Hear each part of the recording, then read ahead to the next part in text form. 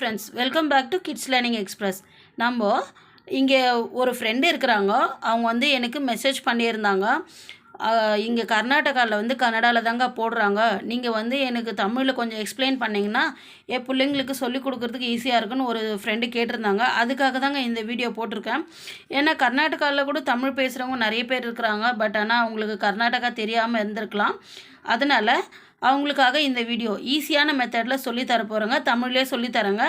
Okay, find the perimeter of the geometrical figure. நம்மளுக்கு வந்து இந்த மாதிரி ட்ரையாங்கிள், ரெக்டாங்கிள், ஸ்கொயரு இது மாதிரி நிறைய ஷேப்ஸில் கொடுத்துருவாங்க. பெரிமீட்டர்னாவே நம்ம தமிழில் சொல்கிறது வந்து சுற்றளவு. அதுதான் நம்ம கண்டுபிடிக்க போகிறோம். அது எப்படின்னாக்கா நம்ம வந்து ஈஸியான ஃபார்முலா மெத்தடில் நம்ம சொல்லி கொடுக்கலாம். இப்போ நிறைய பேர் வந்து என்ன பண்ணுறாங்க, அக்கா எனக்கு தெரியவே இல்லைக்கா, நான் முன்னாடி இருக்கிற புக்ஸை பார்த்துட்டு தாங்க்கா அதே மாதிரியே போட்டுட்டு இருக்கிறாங்க்கா, பசங்களுக்கு சொல்லி கொடுக்கும் போது அவங்களுக்கு ரொம்ப கஷ்டமாக இருக்குக்கா, ஸ்கூலுக்கு போகும்போது அந்த புக்ஸோட ஃபார்முலா வச்சு அப்படியே எப்படி போடுறதுக்கா, அதெல்லாம் ரொம்ப கஷ்டமாக இருக்கா, நீங்கள் ஈஸியான மெத்தடில் சொல்லி கொடுங்கன்னு கேட்டாங்க. சரி, ஓகேங்க, ஃபார்முலாக்கு போயிடலாமா? இப்போ நம்ம ட்ரையாங்கிள் தானே போட்டிருக்குறோம். ஆல்ரெடி அவங்களே ட்ரையாங்கிள்னு கொடுத்துட்டு ஷேப்ஸும் கொடுத்துருக்குறாங்க, ப்ளஸ் மெஷர்மெண்ட்டும் கொடுத்துருக்குறாங்க. இப்போது நம்ம வந்து ஃபார்முலா எழுதிக்கலாம். AB plus BC plus CA. ஓகேங்களா? இது தாங்க ட்ரையாங்கிளோட ஃபார்முலா.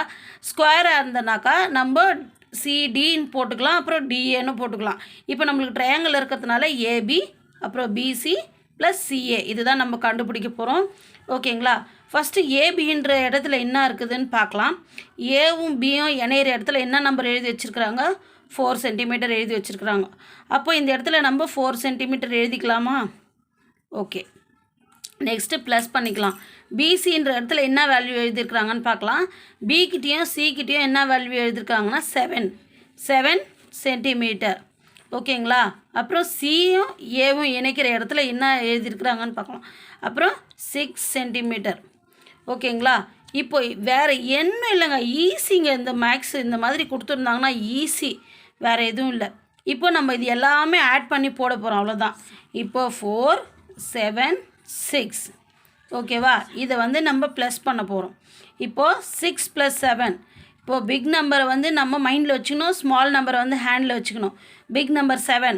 ஆஃப்டர் 7 8 9 10 11 12 13 ஆயிடுச்சுங்களா? 13 கூட 4 ஆட் பண்ணணும். இப்போது 13 + 4 13 14 15 16 17. ஸோ நம்மளுக்கு ஆன்சர் கிடச்சிது வந்து 17. அப்போது 17 மட்டும் போடாமல் 17 சென்டிமீட்டர் நம்ம போடணும். இது தாங்க. எல்லாருமே கணக்கு வந்து ரொம்ப டஃப்னு நினச்சிருக்கிறீங்க. அப்படி கிடையவே கிடையாது. இது ஈஸியான மெத்தடு. நீங்கள் இது புரியலைன்னா கூட சொல்லுங்கள், உங்களுக்கு நான் இன்னொரு வாட்டி கூட சொல்லித்தர தயாராக இருக்கிறேன். இதை பார்த்துட்டு உங்கள் பிள்ளைங்களுக்கு சொல்லிக் கொடுங்க. நீங்களும் பயனுள்ளதாக இருந்துச்சுனாக்கா உங்கள் ஃப்ரெண்ட்ஸுக்கு ஷேர் பண்ணுங்க, லைக் பண்ணுங்க, கமெண்ட் பண்ணுங்க. நான் அப்போ தான் உங்களுக்கு எதுவாக இருந்தாலும் டவுட்டை கிளியர் பண்ண முடியும். மறக்காமல் பெல் ஐக்கானை கிளிக் பண்ணிக்கோங்க. அப்போ தான் நான் போடுற வீடியோ வந்து உங்களுக்கு சேரும். நீங்கள் பார்த்துட்டு நீங்களும் சப்ஸ்கிரைப் பண்ணுங்கள், உங்கள் ஃப்ரெண்ட்ஸுக்கு உங்களுக்கும் சொல்லலாம். ஓகேவா ஃப்ரெண்ட்ஸ்? தேங்க்யூ ஃபார் வாட்சிங் திஸ் வீடியோ. Bye bye.